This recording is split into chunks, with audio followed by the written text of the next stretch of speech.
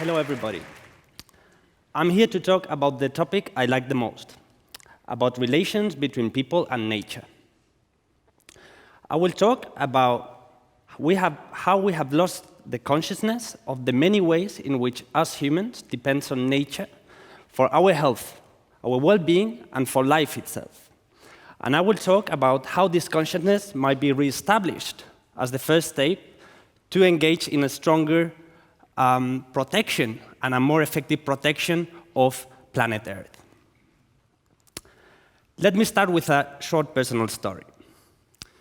This is my grandpa, Benjamin, having me in his arms. My grandpa was a wise man, and one of his passions was to teach and to introduce his grandchildren about what he deemed to be the basics of life. My parents have told me that one day, when I was maybe about 3 years old, my grandpa was introducing me about the origin of food. Where does food come from? So he asked me, Eric, where does the fish come from? But I had no idea. It comes from the sea, he said. Where does the apples come from? I don't know. They come from the trees. But then he asked me, where does the milk come from? And that I knew. I told him, it comes from the refrigerator. Now, silly as it may sound, this story is telling of an important phenomenon that we are experiencing in modern urban societies. And it has to do with the way we are losing the consciousness and the awareness of the many ways we depend on nature. Some authors have referred to this phenomenon as the extinction of experience. We live in an urban planet. In the 21st century, for the first time in human history, we have more people living in cities than in rural areas. By 2050, 2/3 of the population will be living in cities already. And in the developed countries, it's about 80 to 90% of people already living in cities away from direct contact with nature. A problem here is that as people grow up without any contact with nature, we lose our capacity to appreciate nature and to understand nature. People who don't know don't care. So we become increasingly incapable of engaging with the protection of the environment. We cannot miss what we never had. So as each generation gets used to live in a more degraded environment, we lose our capacity to actually reclaim a healthy, clean environment. Think of the stars, for example. Over millennia, the night sky has been a great source of inspiration for all human people in the fields of philosophy, science, arts, etc. We are the first generation in human history that can no longer see the stars from the cities, because the light that we shed from our cities have erased them from the sky. But of course, those children that are grown up without stars won't be able to miss them and won't engage in trying to get them back. There is an additional layer to this problem, which is that we increasingly live our lives through screens, and we are less and less capable to engage with our immediacy, with the intimate connections in our surrounding. Some recent studies show that children between 5 and 16 years old spend about 6.5 hours a day in front of a computer. This is about twice the time they spent in the 1990s. So what is my point here? My point is that maybe one of the reasons that we are raping the earth and we are less and less capable to engage in its protection is that we are so disconnected from nature. So I will try to give some hints on how this consciousness about our links to nature might be reestablished. And when I'm talking about connections with nature, I'm not talking about connections in a sort of New Age way of let's hold hands together and feel the energy of Mother Earth. I'm not talking about that. I'm talking about connections in a very concrete and sometimes very material way.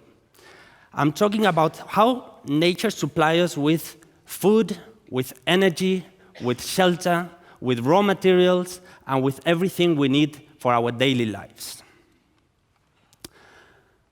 The first thing we need to do if we want to regain this consciousness of our direct dependence on nature is to dispel one of the most widespread myths in modern urban societies, namely this idea that technological progress has liberated us from our historical dependence on nature.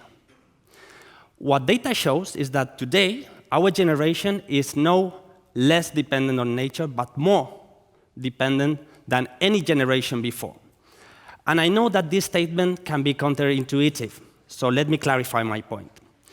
Of course, we do not depend on nature on the same way that small-scale traditional societies that got their food and their clothes and everything from the immediate surrounding. But that we depend on nature differently do not mean that we depend less on nature.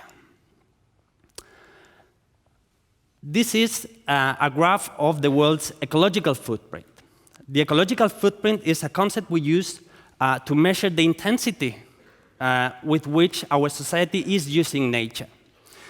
What this graph shows is that as our economies grow and grow, we use more and more water, more and more materials, more and more energy, so we use more and more intensely ecology and natural resources. Think, for instance, of cities. Cities are not independent from nature. Cities need enormous amounts of nature to keep going.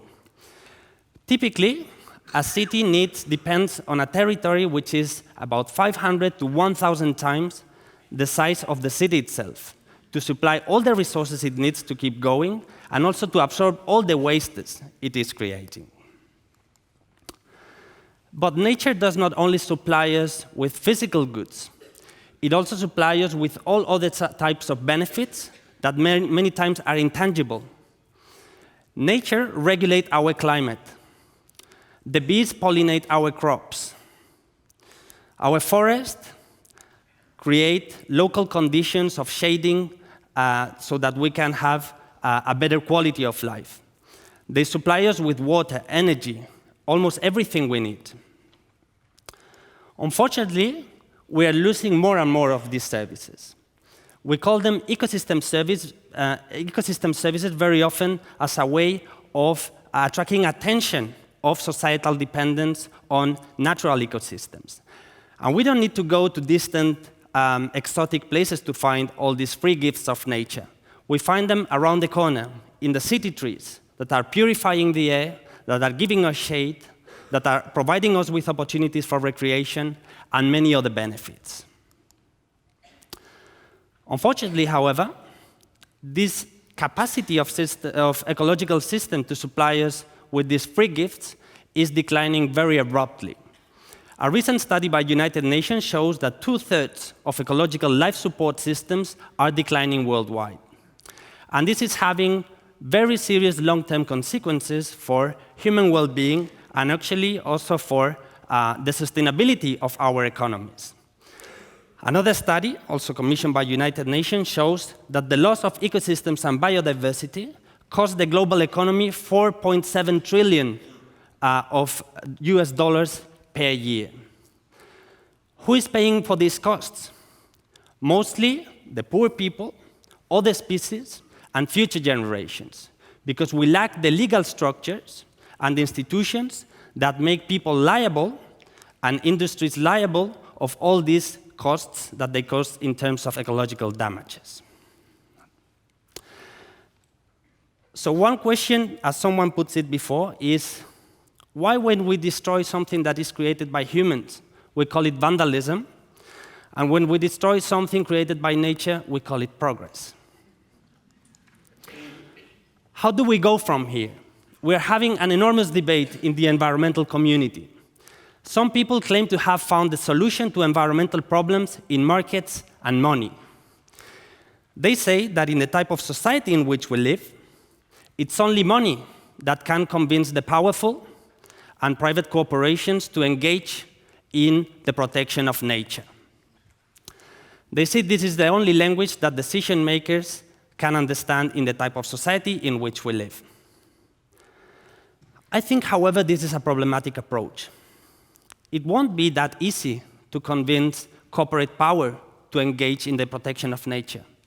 And this is so for a very clear reason, which is that many of the profits that are being made by corporate power is precisely because their capacity to impose and to shift costs to the environment and to future generations.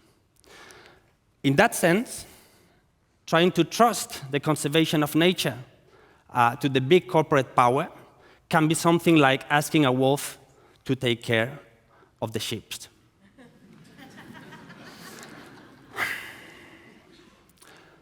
How much is nature worth? This is a question that us ecological economists pose every day. And we see more and more studies that are putting price tags on nature. And they say that if we had to pay for the pollution we emit or for having access to the free gifts of nature, we would be more conscious and we would protect nature. But again, this is a complicated thing, because if some things in nature might be priced, most things in nature are priceless. Nature has ecological values, it has cultural values, it has symbolic values, let alone the intrinsic value of species, the right to exist in this earth. When I see so many attempts to try to price what is priceless, I can't but remember the sharp but wise words of Oscar Wilde when he says, "A cynic is a man that knows the price of everything but the value of nothing." The problem we're addressing here is, to which extent do we believe that money and markets will be the solution to our environmental problems? Why not putting a price tag to nature, some people ask. After all, we live in a society which almost everything can be sold and bought. Some things can't, but there are less and less of them. Let us look at some kind of shocking examples. Nowadays, there are wombs for rent. We can pay a bit more than $6,000 to a woman in India, for instance, to carry our pregnancy. Citizenship for sale. In the US, if you invest $500,000 in an area of high unemployment, you can get the right of permanent citizenships. You can even pay to shoot down an endangered species such as a white rhino in some countries. These sort of uncomfortable examples hint towards this notion that actually every society agrees that some things should not be for sale. Some things should not be governed by market values and norms. And this is not a new dilemma for us. We've been struggling with these questions for centuries. And sometimes we are bright enough to understand that some things have to be extracted from the market. One of these cases was the abolition of slavery. Human beings could be sold and bought in markets before.